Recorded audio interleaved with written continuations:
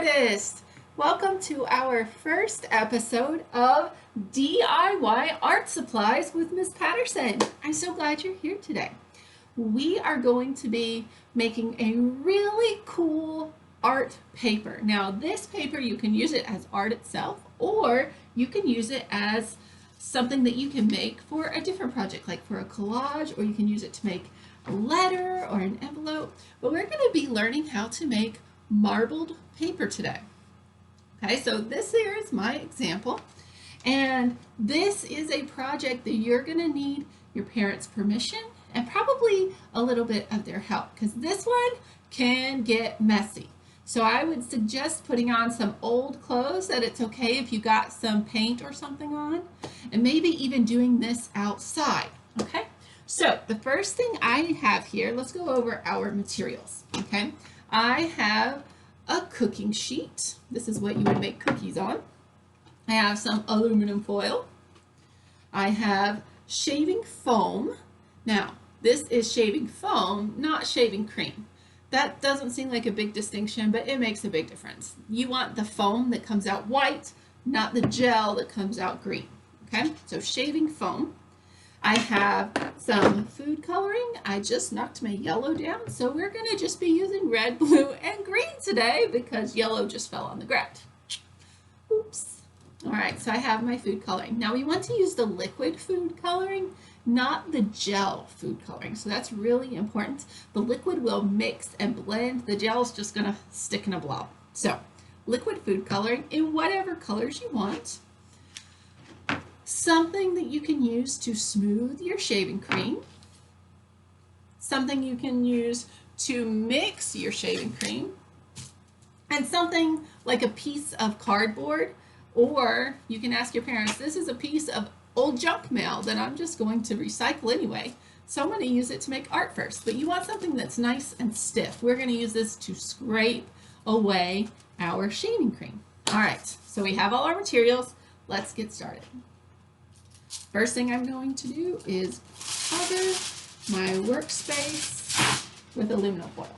So I'm going to take my cookie sheet and I'm just going to carefully cover it in aluminum foil. Now the reason I do this is because when I'm all done and I'm ready to clean up, I can just pick up this whole sheet of aluminum foil carefully and throw the whole thing away, and there will be almost zero mess. So that's always a good little tip. You don't need to put it on super neatly, you just want it to stick to your pan.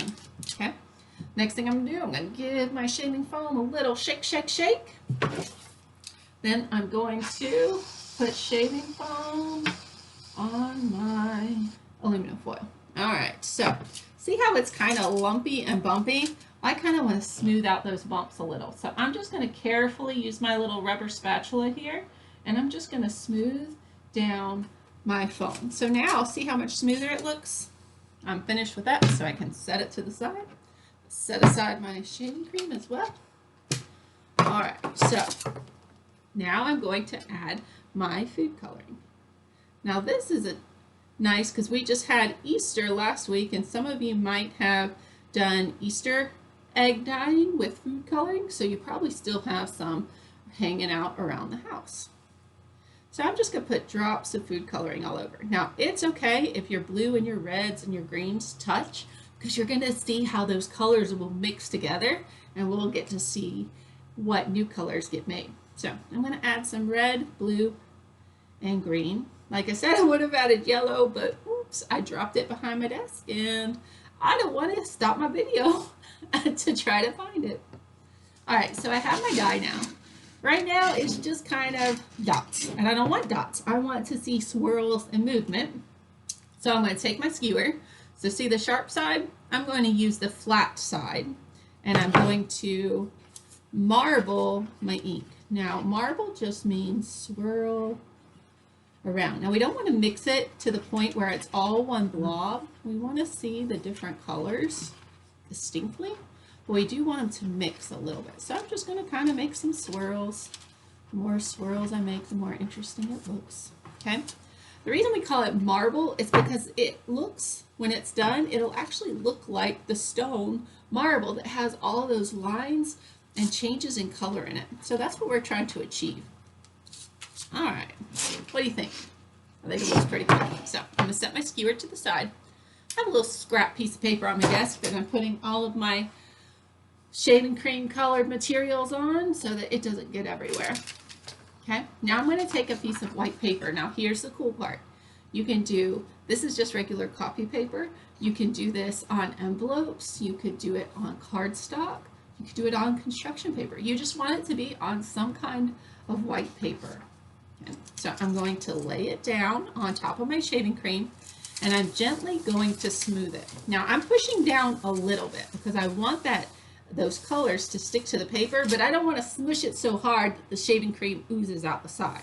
Okay, so we can see it starting to come through to the other side, and I'm just going to peel it off, and look at that. Already you can see what a beautiful print I have. So as you can see in the middle, the shaving cream didn't stick too much, but around the edge I have all that extra shaving cream. I don't want that on my paper. I just want to see the beautiful ink that I just put on. So I'm going to take my envelope and I'm going to kind of squeegee this off, kind of like when your mom or dad washes their car window at the gas station and then they use a squeegee to wipe off all the extra water. So that's all I'm doing. I'm just taking something stiff like a piece of cardboard, or in this case an old piece of junk mail, and I'm wiping off the extra shaving cream. And now what I have left is this beautiful piece of marbled paper.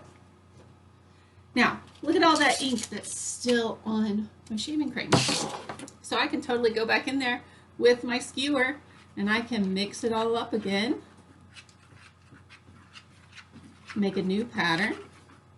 You could add some more colors to it if you wanted to, but I think I'm just going to leave it like this. Ooh, that looks cool. All right, so I'm going to get one more piece of paper. I'm going to put it down on my shaving cream and I'm gently going to give it a little rub. Remember, I don't want to rub so hard that I'm smushing it down to the bottom of that pan. I'm just barely making it sink into the shaving cream. Now I'm going to pick it up. Ooh, this one, oh, I pushed harder on this one. I got all kinds of shaving cream on it, including on the side. So I'm just going to use my finger and wipe that off. I also have a roll of paper towels close by, so I can clean up easily. All right, so, ooh, I don't know how this one's gonna look.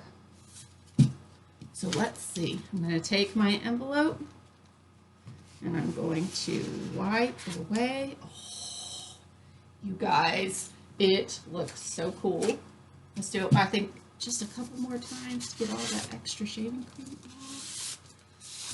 Yeah, oh my goodness. You guys, this looks like really, really expensive paper that you would buy at a stationery store. Doesn't that look awesome? So cool. So now you have some decorative paper that then you could use that to cut it out, to cut shapes and glue them on a piece of paper to make a collage. You could fold this up to make origami.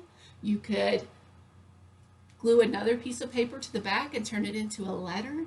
There's so much you could do with this. So I hope you guys have fun. Remember, ask your parents' permission before you start making your own marbled paper, and clean up your mess when you're done, like I'm about to do. I have this huge mess to clean, so I'm gonna go for now, and I will catch you next time for another episode of DIY Art Supplies with Miss Patterson's. Bye, artists.